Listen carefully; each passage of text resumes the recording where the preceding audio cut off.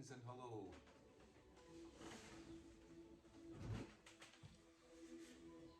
Well, we're on the 13th week and I want to congratulate all of you who've sent in the essay on the English watercolour artist, Edward Burra.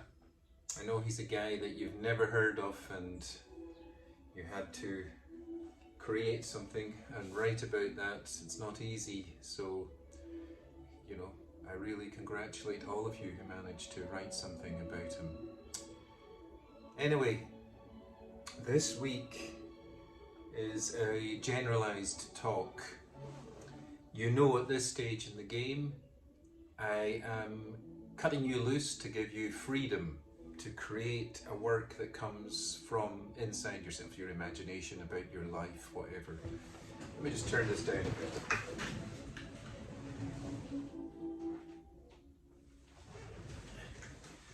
Although we love Mozart, you need to hear me. So yeah, basically that's it. I've been doing my own piece, which I'm going to talk about with you, and you can see the setup here is kind of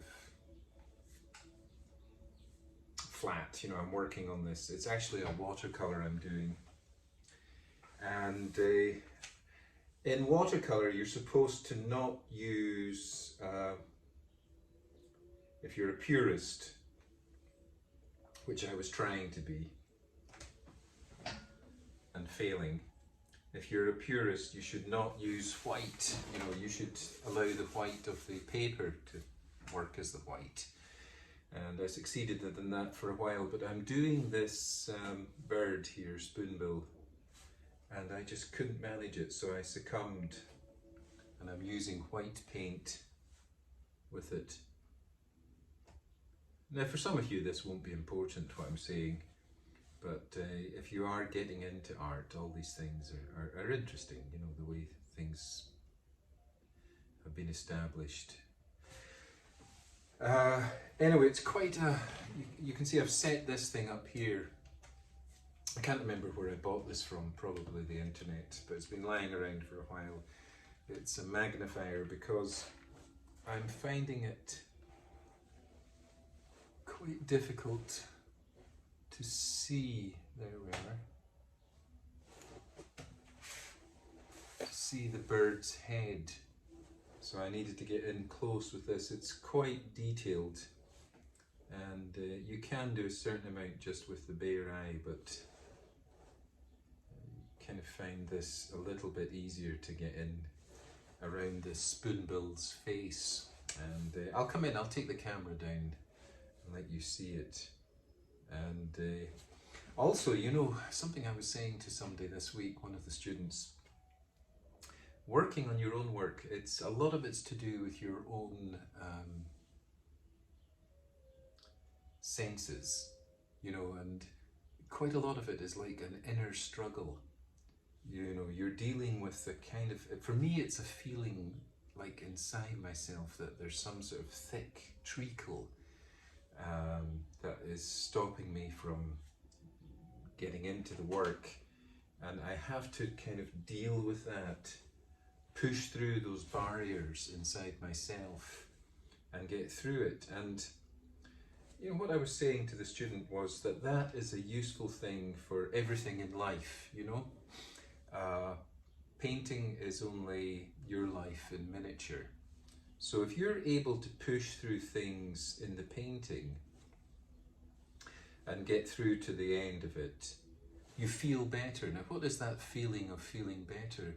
That feeling is a feeling of accomplishment, but it's an accomplishment that comes from real work, not just work for making money, not just work for making you more egocentric, not just work for making you more,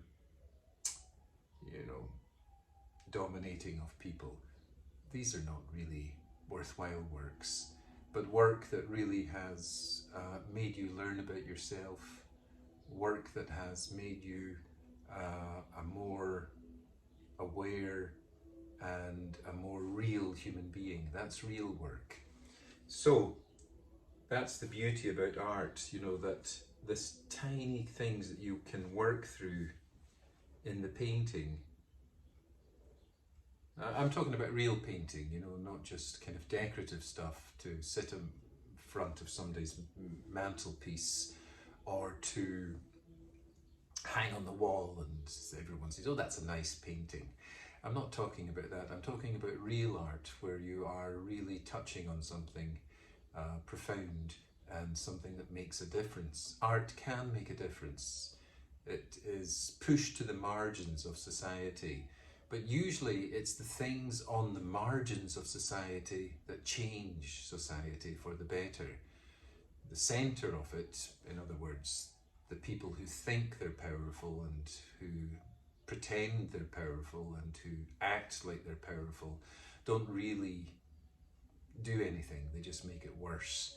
Those, however, who are marginalised like us are the people who make the real difference, because we shift inside ourselves.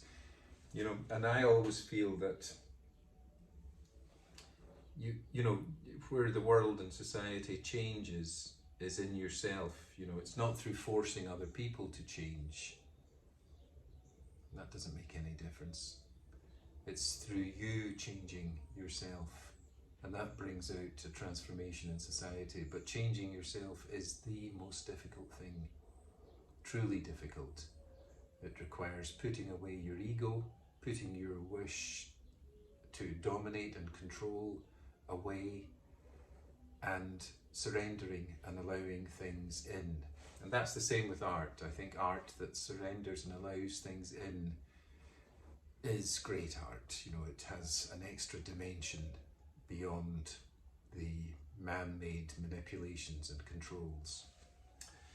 So, I'm doing this thing. It's needing for you to see more of it. So I'm going to remove this sheet.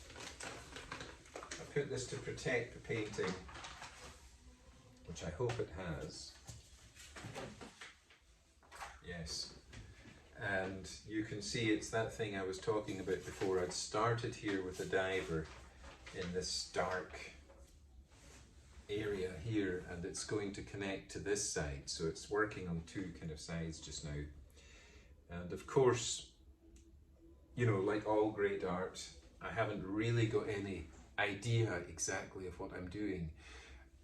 I'm allowing the exploration of the paint to reveal the story. So I'm learning, I'm finding out things, and that's real art. You know, it's an exploration. You find out things that you go along. It's not just taking a photograph digitally or any other way, or doing something that's got an inevitable ending. You know, it's finding something new and exciting in the process. So anyway, it's going to join together here. Hopefully I have some more finished weekly as I talk about it. But I've really finished this piece here quite a bit. You know, I spent a long time on this, and then I'm going to work on here. Now this is, you know, one way of working that I use for watercolour. I don't always do this with oils to such an extent. Usually with oils I go over it in layers like I was teaching you, but with watercolour I kind of do like a jigsaw. You know, I do one piece at a time and then work it up, and then another piece at a time. And I haven't done a watercolour in I would say maybe a couple of years. You know, so I've got a lot of watercolours waiting to be used, and we'll see what happens. You know, somehow or another I'm going to tie this all together. I don't know quite how yet, but I know it will have meaning for my life. I don't know what the last period of time has been like for you, but this last since sometime in 2019, you know, I've gone through a lot of stuff, and you know, the COVID was just part of it. So you know, I'm going to push through this feeling inside myself and get through to the other side. And you do it with your second paintings. You know, you can work in all sorts of mediums. There was one student who sent me digital art that he's doing. And of course, I don't really do that, but he explained it to me, and you know, I could see that it's like, you know, it has a lot of real good applications. So, you know, you can work on all sorts of types of ways for this second project. You can work with, you could do a huge elaborate pencil drawing or inks. I know people who do drawings just with the biro pens, you know, the normal pens that you get cheap. They can do magnificent work. In fact, if you go to YouTube and type in biro pen art, you'll see people who just do huge drawings in one pen. You know, they look fantastic. You could use coloured pencils if you have purchased those. You can get them quite cheap, and they can be very detailed. You know, I haven't actually used them. I have bought them, but I haven't used them. I'm going back to this watercolour. You can use just pencil, or you can use the acrylics that you have from my first class, or some of you might want to use oil paints. You know, you prefer the ease of use of oil paints. You know, they have a more easy to manipulate quality, so you could use those. So it's up to you really what you do, but the important thing during these weeks is that you send me images of your work as you're planning it, you know, so I can kind of look at it and give you any advice about how to make it a bit easier to create a finished piece of professional artwork. That's the purpose of this Painting 2 class. So, you know, you can see what I'm up to here. You know, I guess, you know, if any of you want to go into the kind of magnifying glass world, I like detail, you see, so you can always try out one of these things. So it's up to you, you know, but of course, I've been at it for years. I'm not expecting you to try and jump straight to the top. Take your time, enjoy yourself. You know that this is not something that's designed to add additional stress to your life, but is designed to allow the stresses to lift from you, like through going through that treacle feeling inside you.